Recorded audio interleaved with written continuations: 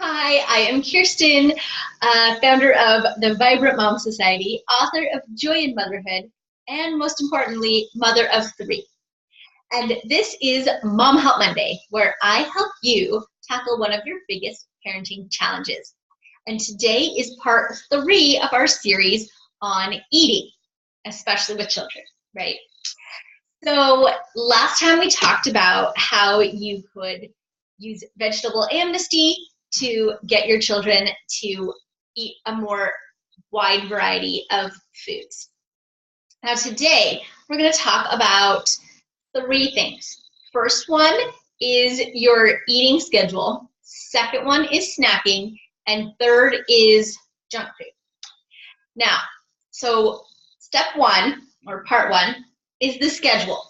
Now, a lot of times, children like to just graze throughout the day rather than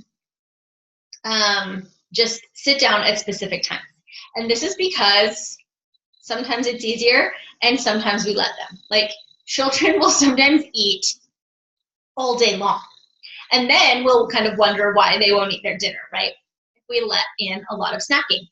And so the first thing is to understand that kids need to eat every 3 to 4 hours, not every hour. And so that would mean breakfast, snack, lunch, snack, dinner, right? And so not snacks all day long, not snacks whenever you're in the car or something like that, because that is too much food, and then they're not going to be hungry when it's actually mealtime. And so this could possibly be a reason why they don't eat their dinner, right? And so if we limit the time that they are allowed to snack, then they are more likely to eat when it is actually mealtime. Now, if you want to just have smaller meals throughout the day, that is just fine. And that if that works for your schedule, great. But just know that, expecting them to sit down and eat a meal at dinner time or lunchtime or whatever is not as likely to happen. And they won't need as much food because they will have eaten throughout the day.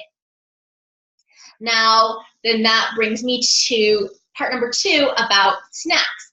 Now, this is all about what kinds of snacks we buy and have available for our children. Now, if there are chips and cookies and pretzels and crackers and all those kinds of things available, then that is what they are going to want to eat, right?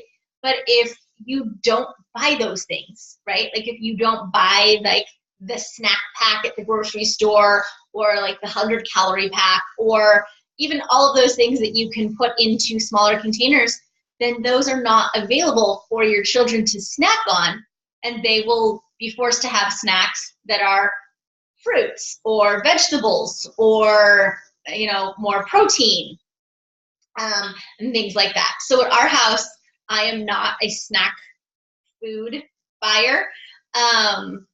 When the kids want snacks, they have whole nuts, sometimes like a trail mix mixed with like dried cranberries and different kinds of dried fruits and nuts, basically. Sometimes we have granola. They can have yogurt. We have sliced up apples or grapes or oranges. They'll have cucumber slices for snacks. And kids like to dip, so they can dip those in hummus or a dressing if they want to. And so those are the snacks that are available. And so if they're hungry, that's what they get because that's what we have at our house. So there isn't whining about it because that's the only option. And if you're going to be on the go, those are things that you can also bring with you pretty easily. They are really transportable, right? And then the third thing is the sometimes foods. Now, we do not want to say that, you can never have ice cream or you can never have French fries or you could never have donuts or all of those kinds of things. Or even just like things that are not technically like, bad for you, but that are just those snacky things, because then they'll become more forbidden and they will want them more, right? And so those are kind of sometimes foods. we know the kids know and understand that they are not the most healthy for their body, but every once in a while, they're okay to have. Because really, ice cream is quite delicious, you know?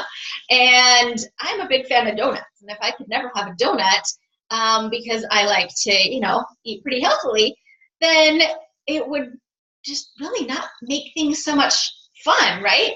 And so those sometimes foods give kids something to look forward to. Eating out fast food every once in a while, that's okay. And so they learn to use that in moderation and not make it something that they just like, you know, obsess over or feel like they can never have. So when they're out of your sight, that's what they're going to gobble up. When I was growing up, my mom had a large candy jar sitting on our counter, and she would fill it, you know, every once in a while, but pretty much it was everyone else that visited our house that would eat it because it was just sitting there. We didn't actually eat out of it very often. And sometimes kids would come to the house and you could tell like their parents never let them have candy because they were like, oh my gosh, I have to have this right now. And they would eat like a ton of it. And so making those sometimes foods a reality is one way to keep them from being those forbidden things that they want to have. So that concludes part 3 of our eating series. I hope it's been helpful for you. And if you have any questions or just want to chat about any of these ideas, click the link below and schedule a call with me. They're 30 minutes. We get to know each other and I'll answer your questions. And at the end, you'll have some ideas and one of the solutions that you can use to make mealtime more fun at your house. I look forward to chatting with you soon. Bye.